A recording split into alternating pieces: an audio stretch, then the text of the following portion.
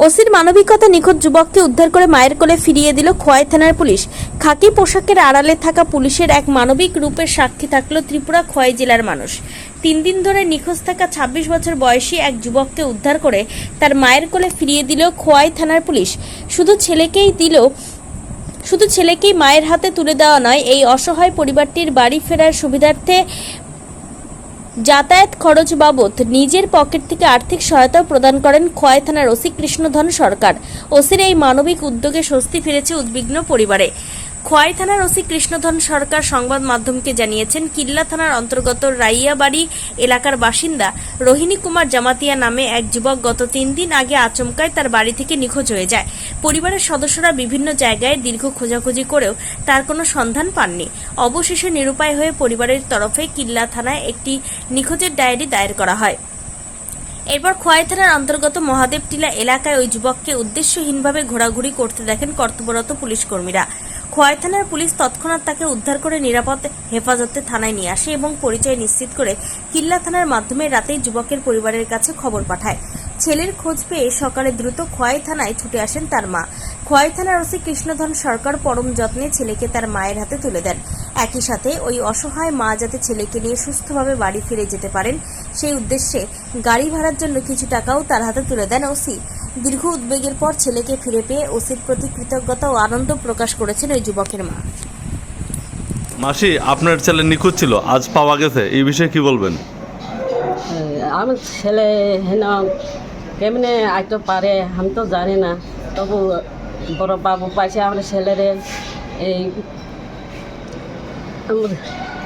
খোয়াই থানা আমার পোলা আরাম তো খান পায়, তারা তো আরাম তো ঠিক না থাকে আমার পোলারে। বড় বাবু তো আমার মায়া দয়া করে 300 টাকা দিছে। বড় বাবা আপনারা টাকা দিছে হ্যাঁ, ছেলের নিয়ে লইয়া যাওয়ার লাগি? ছেলে। আপনারা বাড়ি কোন জায়গাতে? আমার বাড়ি তো কিল্লা রায় বাড়ি কুতমনি পাড়া। তা আপনার ছেলেরে খোয়াই থানার আন্ডারে পাওয়া গেছে নাকি? সবাই আন্দার পাইছে। পাইয়া ফোন করছে আপনারে?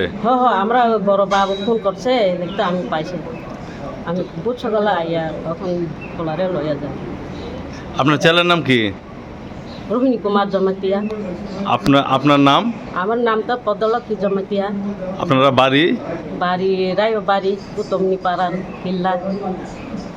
এখন আপনারা বাড়িতে চলে যাবেন? চলে যাবে। আসলে বিকাল 4টা 4:30 নাগাদ আমাদের তো ডিউটি পার্টি বিভিন্ন ফিক্স পার্টি ছিল। চেয়ারম্যান ছিল মহাদেব টিলা আমাদের যে টিএসআর ছিল, আমাদের পুলিশ টিএসআর যারাই আমাদের ডিউটি পার্টি ছিল। সঙ্গে তো ওরা এই একটা ছেলে যাচ্ছিলো, আসলে ছেলেটা একটু অনেকটা মানসিক বা শারীরিক এরকম অসুস্থর মতোই।